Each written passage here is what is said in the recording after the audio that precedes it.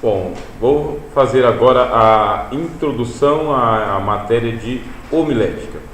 Homilética ela é a matéria dentro da teologia que ela prepara o teólogo para se tornar um pregador. Não só a matéria em si, isso vai na prática. Homilética é uma matéria essencialmente prática. Se você só vir aqui aprender a parte teórica e depois não tiver oportunidades de exercer, aí a homilética ela vai ser de pouca valia. O objetivo dela é dizer o seguinte: você pode transmitir a palavra de Deus e você pode transmitir de uma forma melhor do que você já transmite. E para isso existe essa ferramenta aqui que é a homilética. De forma geral, a gente começa dizendo o seguinte: são dois os momentos da homilética. É preparar o sermão e preparar o pregador ou a pregadora, no caso. Vai se preocupar em apresentar para você o sermão, como preparar o sermão, e também o pregador ou a pregadora, como entregar este sermão. Existem pessoas que são bons professores, mas na questão da prédica, da transmissão da palavra em forma de pregação, aí já não consegue tanto. E fica por isso mesmo, né? A gente acaba dizendo, fica por isso mesmo, eu até prefiro. Acontece que o Senhor Jesus, ele era identificado tanto quanto sendo pregador, quanto sendo rabi. Ele era tanto o mestre ensinador, quanto ele era o pregador também. E na hora de mandar espalhar o evangelho, ele tanto falou em pregação, quanto falou em ensino.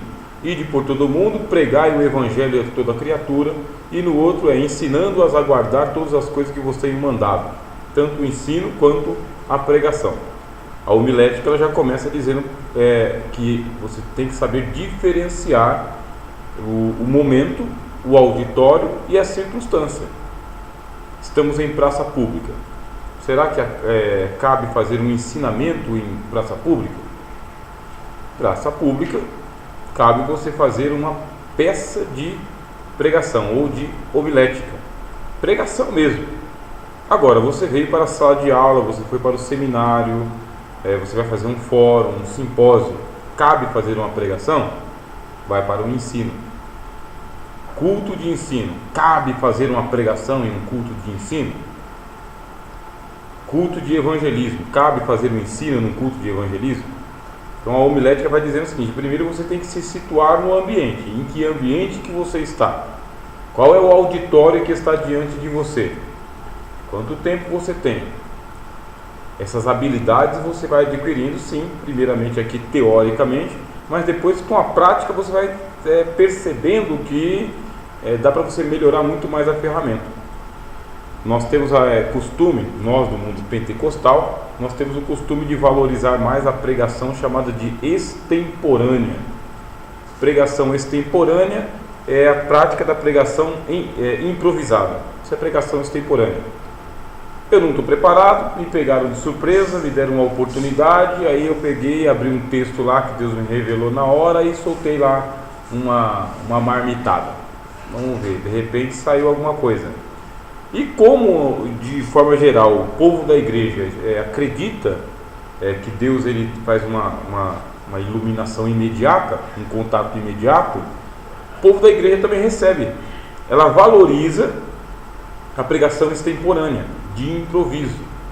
O problema na pregação extemporânea é que acontecem vários erros doutrinários, mas muitos erros doutrinários mesmo. Pregação extemporânea, essa de improviso, que você não se preparou, ela serve realmente como uma marmita de momento, só que vai com um monte de heresia no meio. Pregação extemporânea não deve ser abandonada, tá bem? Agora, deveria ser o movimento inverso. A pregação extemporânea ela é o último recurso de um pregador, o último. Por quê? Porque você tem que estar preparado na pregação. Você já está pregando há tanto tempo, sabe? Tanto tempo, está tão bem preparado, porque você estuda, porque você ora, porque você lê, porque você ouve outros pregadores. Então você tem um bom repertório que, de repente, apareceu uma oportunidade e você realmente não tem nenhum esboço preparado ali, naquela oportunidade. Só que você está tão bem preparado que você usa pregação extemporânea. Mas é porque você já leu o texto anteriormente, você já tem Marcos na cabeça. Já leu Marcos em várias versões, várias vezes, já matou os 16 capítulos, de repente te deram oportunidade, você pega e abre lá, Marcos capítulo 5. Fala sobre o gadareno, que você já ouviu um monte de pregações sobre o gadareno, já estudou, só não tem o esboço na mão ali. Pregação extemporânea ou pregação de improviso deveria ser o último recurso do pregador. O último. Qual que é o primeiro recurso que o pregador precisa ter, ou a pregadora no caso? Qual que é a pregação menos feita no Brasil?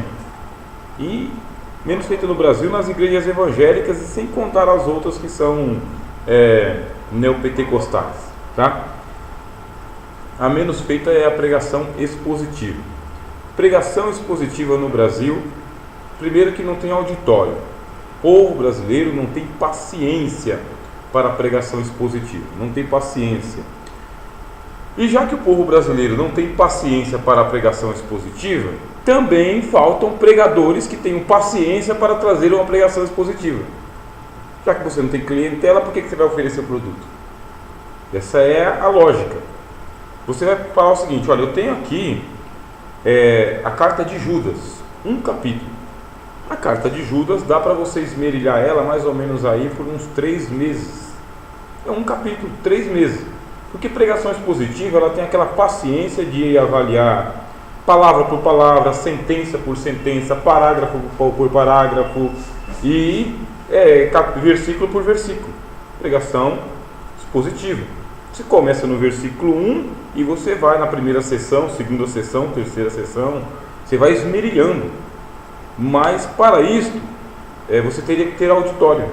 E você fica desestimulado, porque quando você fala o seguinte: irmãos, eu vou trazer aqui uma pregação para os irmãos aqui, a pregação vai demorar 3 meses na carta de Judas, que tem um capítulo só. Já no próximo culto, a turma já não vem. E no outro, então, falha de vez. E no quarto já estão mudando de igreja. Auditório. Pregação expositiva você não tem auditório, você não tem gente para ouvir. A menos que você, com um cabedal de conhecimento, com a graça divina, manifestação do dom de Deus, consiga fazer que nem o Dr. Martin Lloyd Jones fez na Inglaterra. Pegou a carta aos Efésios, capítulo 6, e ficou 10 anos ensinando essa palavra. 10 anos ensinando a carta aos Efésios, 6 capítulos. E transformou em livro. E não é um livro só não, é uma coletânea gigantesca, que demora muito. Então, a gente gostaria de ter público para isso daí, porque você se dedicaria mesmo. E sai material, irmãos, sai material. Se você disser, eu vou fazer uma pregação expositiva, sai material. Mas você vai ter que ter bastante paciência mesmo e ignorar que a igreja não está correspondendo. Vai pelo ensino. Só que o Brasil não é um lugar muito bom para você. Eu não conheço, tá? Eu não conheço, nem nas melhores igrejas aí, alguém que consiga levar uma pregação expositiva. E o que fazemos então? Ficamos no meio termo. Qual que é o meio termo entre a pregação extemporânea e a pregação expositiva? É a pregação temática. Esse é o meio termo. Você pega um livro, divide ele em temas e trabalha o tema, não o texto. O texto é uma referência. O texto está no meio da mensagem. Você parte do texto, mas você não fica no texto. Você dá umas viajadas, porque a pregação ela é temática. Temática. É a mais utilizada no Brasil. É a mais utilizada nas igrejas evangélicas. Pregação temática. Não é que o pessoal tem grande habilidade, mas é que o auditório corresponde um pouco melhor, não demora tanto assim e permite você dar uma escapada da Bíblia. Prosperidade, cura divina, campanha de salvação, evangelismo, pregações temáticas. A base da pregação não é o texto bíblico, vocês perceberam? Não é o texto bíblico. A base da pregação é o tema. Frutos espirituais, dons espirituais, a crucificação de Cristo, Semana Santa, Páscoa, pregações temáticas. E aí você consegue fazer campanha, você consegue fazer estudo, você consegue fazer um monte de coisa, congresso, por causa que o pessoal responde mais. Esse é o meio termo. Você não está nem pregando de forma extemporânea, Deus dá na hora. Também não está pregando de forma expositiva, Deus dá na hora, mas o pessoal não recebe quase nada. Você prega de uma forma temática. E de repente você vê qual que é o calor ali do auditório. Vocês estão correspondendo, continua com o tema. Senão você modifica. Termina essa semana, na outra você já começa com outro. Porque assim você continua ensinando, pregando e ainda continua com a turma. Qual que é a proposta que nós fazemos no curso de teologia? É que você vá pelo menos para a pregação textual. Pelo menos para a pregação textual. 4 tipos. Tá? Pregação textual. Ela permite a você trabalhar a pregação com base na palavra de Deus. E não com base no tema. Expositivo, não dá. Extemporâneo ou improvisado, estamos deixando para o último caso. Temático já virou vício. Você tem liberdade para fugir da Bíblia. Temático. Aliás, textual. Textual. Pregação textual. Você pega uma pequena porção do texto, sabe, 5 capítulos, 10 capítulos, uma sessão só, e esse texto você trabalha ele. Dá para você trabalhar 2 semanas, 3 semanas, dá para trabalhar uma pregação só também, uma boa pregação textual. Você vai descobrir a unidade chamada unidade lógica, que é a introdução, o desenvolvimento, que são os argumentos que estão ali, e qual que é o ensinamento, qual que é a conclusão que tem no texto. Qual que é a vantagem que a pregação textual ela tem sobre a pregação temática? Doutrina. Essa é a vantagem. Ela força você a aprender a doutrina primeiro para depois ensinar. O texto ensina o pregador e não o pregador ensina o texto. Tem um monte de conceitos que você e eu temos que na hora que você vai pregar você encontra o texto e você não encontra a base para aquilo que você crê. E o texto te corrige, o texto te conserta. E você na hora da pregação você descobre o quê? Que o texto está te ensinando e que você não pode ensinar aquilo que você acredita porque o texto não permite. Vamos supor os temas do livre-arbítrio e da predestinação. Vamos supor, você é de convicção pelo livre-arbítrio. Você é de convicção ou sabeliana ou arminiana pelo livre-arbítrio. Você é defensor nato do livre-arbítrio. Então na hora que você for pregar, você vai escapar de alguns textos. Romanos capítulo 9, você pula fora. Porque se você entrar ali, você cai na armadilha. Você vai ser condenado como um herege. Porque você vai forçar o texto a dizer que não está dizendo. Você pula fora do primeiro capítulo aos Efésios, que Paulo fala predestinação assim claramente. Alguns textos de João, eu vos escolhi, não foi você que me escolheu, porque você tem convicção arminiana. E se você, como um arminiano nato, sabe, defensor do Corinthians, for lá defender esse negócio da liberdade com base nesse texto, e aí está lá o meu irmão Fábio te ouvindo, no mínimo ele vai falar o seguinte: torcer o texto, pega outro texto que dá liberdade para você pegar e falar o seguinte: operai a vossa salvação com todo temor e tremor, entendeu? Aí você já tem liberdade, está na mão do camarada lá, porque esse texto te permite falar que a salvação é uma questão de postura e de escolha também. Pega lá Deuteronômio capítulo 28, esse que coloca a bênção e a maldição diante de você. Esse aí te dá liberdade. Agora, vou eu pregar diante de uma turma que é de reformados. Eu vou provocar-lhes a ira. Para que eu vou provocar-lhes a ira? Não, pego Romanos capítulo 9 e prego dentro da comunidade deles. Mas os reformados vieram para me ouvir sabendo que eu tenho convicção arminiana. Opa, eu fico nesse texto aqui que ainda dá base arminiana. E a pregação textual, ela é assim, ela não permite você inventar doutrina com base no texto, sem forçar o texto. Ela obriga você a respeitar o texto. Respeita. Discordo veementemente, então sai do texto. Não usa o texto, porque você discorda veementemente. O texto ainda não te corrigiu, ele não te ensinou ainda, ele não te convenceu ainda. Ou vocês acham que Martinho Lutero descobriu do dia para a noite o justo viverá da fé? Doutor em teologia, ensinava a carta aos Romanos anos e anos a fio, anos e anos. Passou 300 vezes por cima do texto que converteu ele. Até que um dia o texto converteu ele. O texto. Ou seja, a mesma coisa com você e comigo. Mesma coisa. Tem um monte de texto que está ali, que você discorda veementemente e você quer pregar ele? Não. A pregação textual não permite você fazer isso.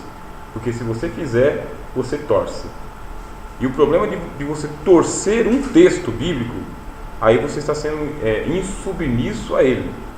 E você torcer um texto, ele está ligado com outro. Ele tem uma correlação direta com outros textos que falam do mesmo tema. E você também terá que torcer o outro texto, e o outro texto, e o outro texto.